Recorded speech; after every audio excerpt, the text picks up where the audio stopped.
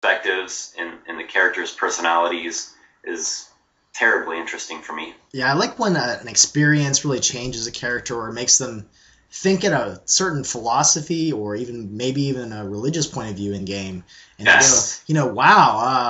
wow, you're really making a lot of good points here. I almost don't want to listen to you, but you're making so many good points. I feel my alignment shifting.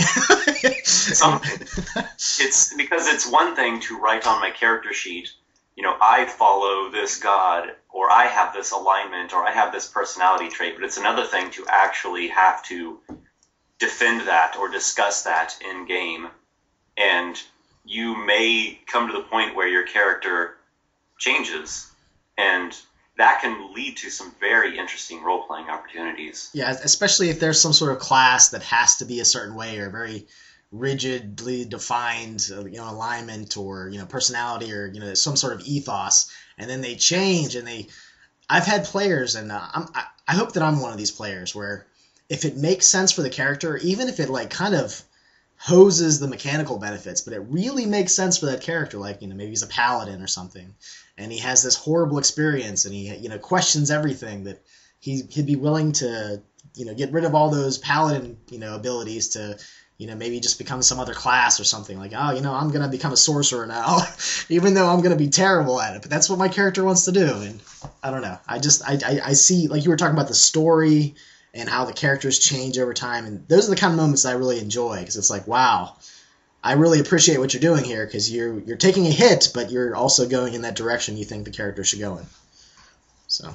Oh, I completely know exactly what you mean. And as a DM, I guess more on the mechanical side of things, when I pick up that a character is going in that direction, I'll generally give them an opportunity to change things mechanically.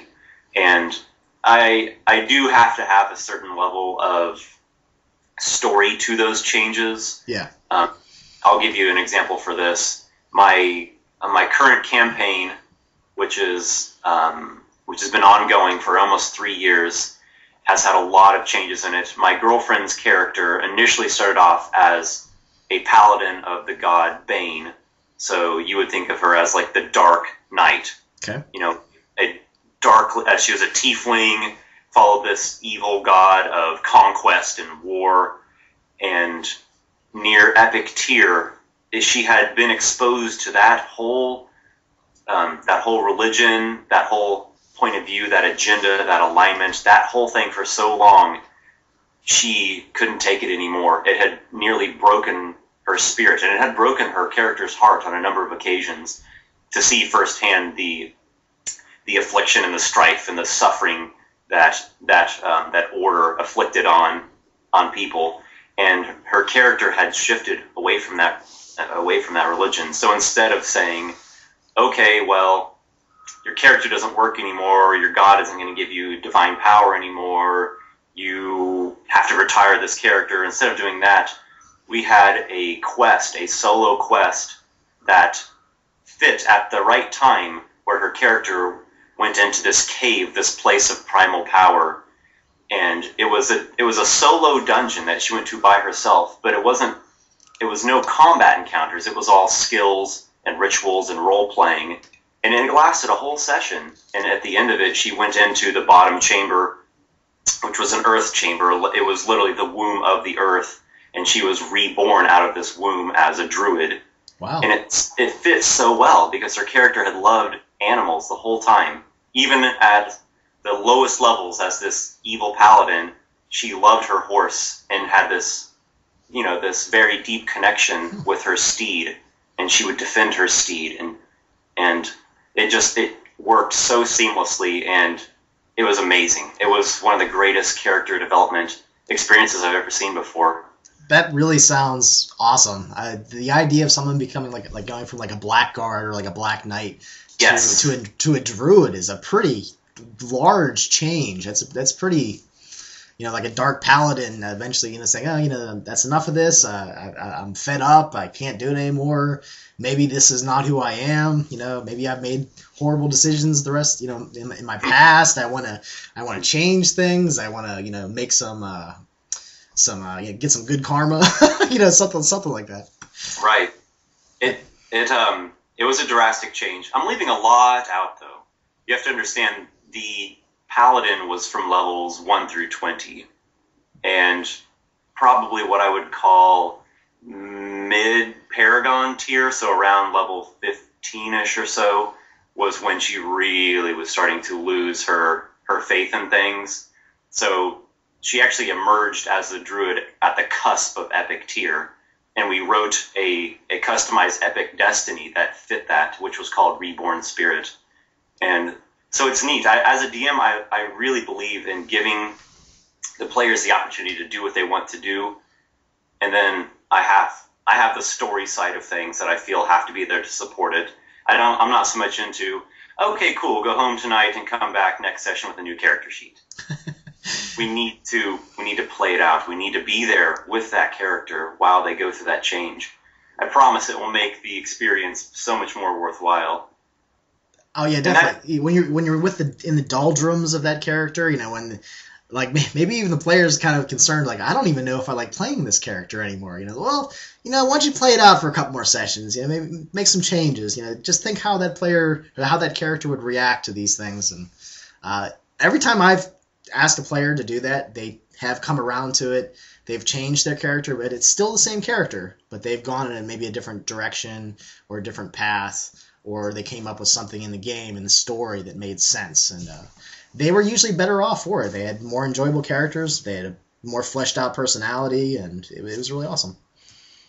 And if it retains that same essence of who that character is, then you've totally succeeded. Because it's kind of like it's the same soul or the same heart, just in a new packaging. Yeah, they got some new clothes. They got a new wardrobe change, and then maybe even some new ideas percolating. Like we were talking about before, about just as characters, they bump into all these strange people and all these strange different ideologies, especially if you work a lot of that stuff in from the setting. And I would think eventually one of those ideas might sound kind of appealing to a certain player, a certain character. And it shouldn't surprise us that some of these ideas latch on, and then they take hold of them and they're like, yeah, I want to do this, Right. As I mentioned in that first Dungeon Master's Guidance video about hooks, and if a strong enough hook comes along, it may very well grab that player, and that's what it's supposed to do. And there are different methods to building characters, and I think what I do and what a lot of people do is, instead of grounding everything in stone, you more come up with some loose ideas of, this is where my character came from, this is his or her personality.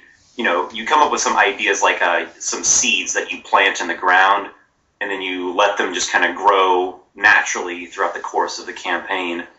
But if some new ideology comes along and it has a good enough hook, you may very well find yourself saying, that compels me a little bit more than just this note I put down about my character's personality or backstory, and you gravitate towards it, and you'll be better off because of it. I kind of use that philosophy when I'm running a game too. Like, you're talking about a character bumping into these ideas, and like, wow, that's really appealing. I'm going to go off in that way instead of the planned way, in quotes. But when I'm running a game, I might have a certain direction kind of in mind, and then I'll be listening to the characters and listening to the players, and they'll come up with an idea that's so amazing that I'm kind of ashamed how bad my original idea was. But they never know that idea, because it never comes out of my mouth. I throw it back to the dumpster in the back of my head, and I just run with whatever idea they just they came up with. It might have been some paranoid delusion, or I don't know what kind of idea they threw out. But it's like, that idea is so amazing, I'm just gonna completely just go that direction. And so I do that when I'm GMing, and it's really cool to see when players do that with their characters. So I know exactly what you mean. Also, the gaming group has a big effect on that. Has a big impact on that. My main group from the campaign that I was just referring to, I've noticed that they actually do like a little bit more control. They themselves aren't the type of people that they aren't so much instigators, especially a couple of the players. So they thrive more when I have a little bit more of a set direction for them to go in. But then I have this other group who I could come to the table with very loose notes or very few preparations, and I just know their character's going to get into some trouble or start something, and it's just going to take on a whole direction that I didn't even expect. Yeah, a lot of the things we talk about here on YouTube really come down to your actual group that you're playing with. There might be all this wise wisdom out there for, maybe their group, but that stuff would never work for your group at home. I know sometimes, I'd watch a video, I'm like, man, my group would never be able to do that. They just, like, it's a cool idea, it's cool in theory, I think it's an awesome video, but man, that just wouldn't work for my group. So I guess, it's basically what you have to do is just think about the guys that you're playing with and, right, figure out what fits and what doesn't.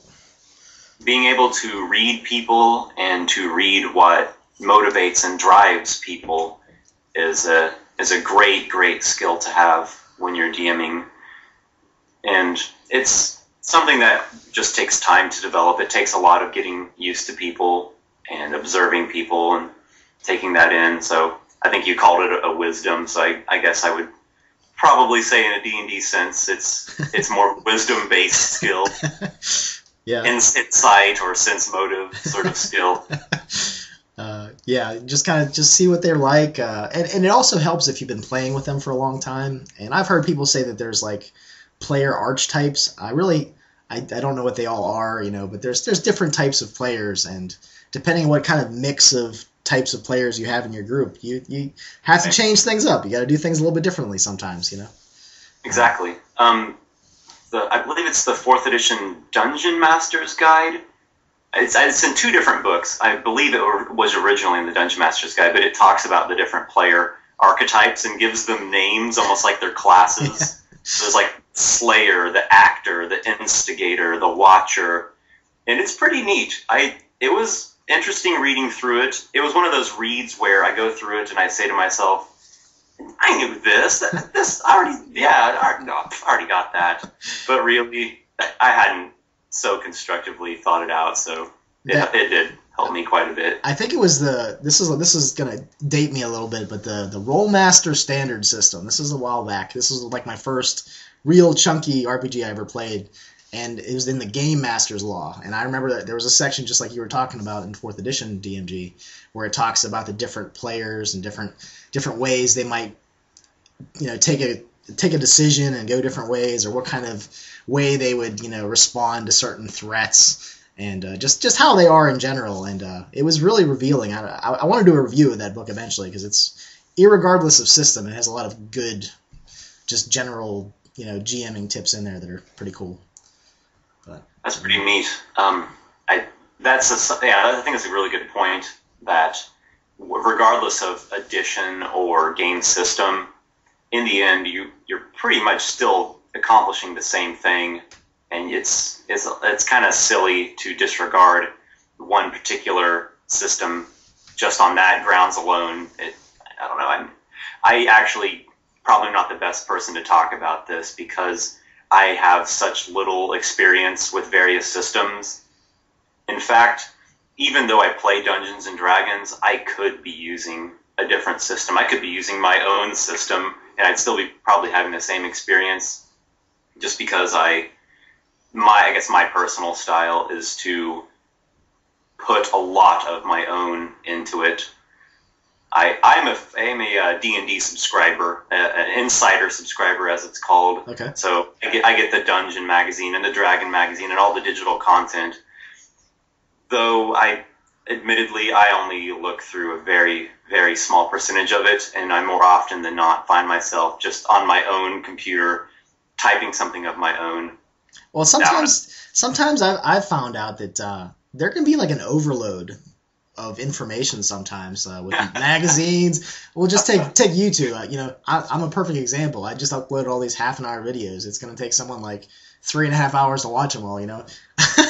So that's the perfect example of overload. And a couple times, like you were saying, there's just so much out there. It's hard to find what you're looking for. So sometimes it's actually just easier just to do it yourself.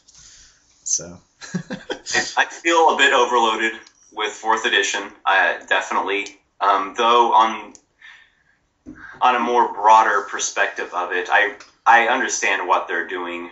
They came from 3.5, where there was so much material printed for that system, so much, and then to start from the very beginning and just have one player's handbook with 8 races and 8 classes, it's like they have to catch up real fast. And in the first 2.5 years or so, I felt was a lot of catching up. You know, let's get all these classes back out there. Let's hurry up and get Druid and Barbarian and Sorcerer and Bard and Monk and Psionics and get all these and get a few monster manuals so we have a good source material, a good base. In the end, though, it's what you do with it. It's where you take it. It's the stories you write. It's the way that you bring it to life. The game is only a tool set. And you were saying too about just with the overload idea. There's a lot out there. That doesn't mean that you have to incorporate all of it. I mean, there's, like you were talking about, there's all kinds of different games that are out there, and lots of them have splat books and supplements. And I've run several campaigns where it's like, okay, guys, core book only. We're just gonna run this old, I just run this with like the core stuff, and just because that'll be easier on me. It's less reading for me, less, I don't want to have to read like 15 splat books so that I can play one game sometimes. I just want to play a game.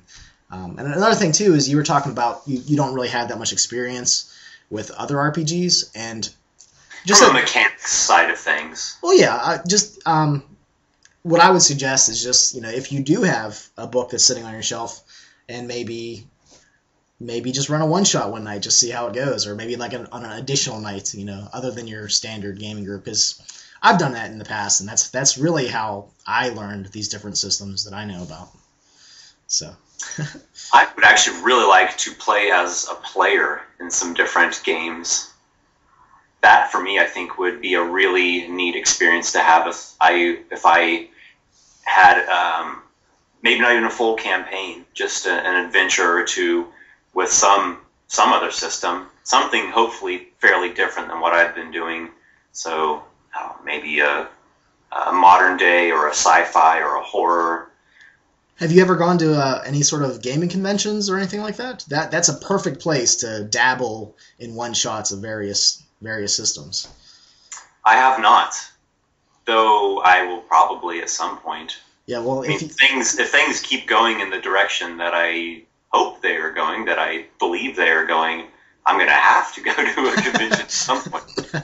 But just as a future sort of suggestion, just try to play some different games. If you ever get to go to a convention, it's kind of eye-opening, and sometimes you'll think an idea is kind of silly until you actually play it, and then you're like, wow, that was way more fun than I gave it credit for. And I don't know how many games I've bought after playing a one-shot of them.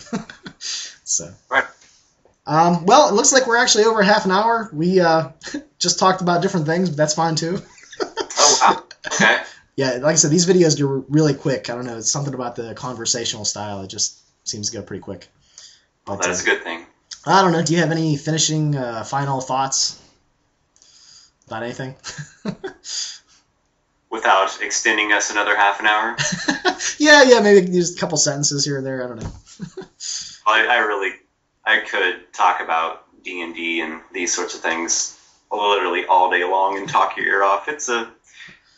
It's something of a passion of mine. All I would like to say is definitely check out my channel. It has a very non-user-friendly name, REPSESPER, Reps Esper. I'm sure Sam will put a link in the video. I would like to just say, everyone out there, you have the potential to make something from your dreams. You could bring something from your dreams to life through these sorts of experiences. I don't think a lot of people out there quite understand what it is. They have preconceived notion or misconception, or they just truly don't have an understanding. And it is only through getting this sort of exposure, through building this sort of community, can we bring it to life that what this is is very familiar. It is art, it is music, it is stories, it is people hanging out at a table and having fun on an evening. And it is a convergence of all of these elements. And so few things out there give you this type of experience. So share it, be a part of the community, and don't lose sight of the potential that you have to go out there and to create something great with it. That was a great way to end the video, I think. Lots of wisdom, and yeah, I think I've butchered saying your name in my shout-out video I just did. But thank you for doing this, and hopefully we can do possibly some more of these in the future. Oh, my pleasure. I had a great time, and I look forward to doing another one. Sweet. Thanks a lot, and see you guys later.